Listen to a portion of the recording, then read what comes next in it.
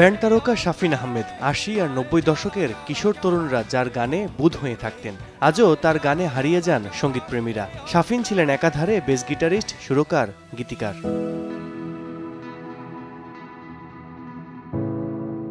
পশ্চিমের সঙ্গীতের সঙ্গে সখ্যতা থেকে ১৯৭৯ সালে ব্যান্ড দল মাইলস গড়ে তোলেন। শুরুর দিকে বিভিন্ন হোটেলে ইংরেজি গান করতেন। ১৯৮২ সালে প্রকাশ হয় মাইলসের প্রথম গানের অ্যালবাম। বাংলা ব্যান্ডগুলোর মধ্যে মাইলস হয়ে ওঠে অন্যতম। ১৯৯১ সালে প্রতিশ্রুতি অ্যালবাম প্রকাশ করে মাইলস।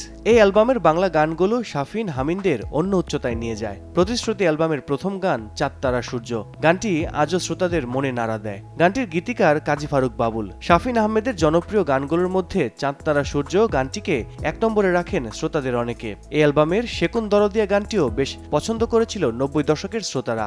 ফেরদৌস নাহার লিখেছিলেন গানটি, কণ্ঠ দেওয়ার পাশাপাশি এটির সুরও করেছিলেন শাফিন আহমেদ। নগদের কাছে সব গ্রাহক প্রিয়, তাই তো সারা দেশে ক্যাশ আউট চার্জ সবচেয়ে কম।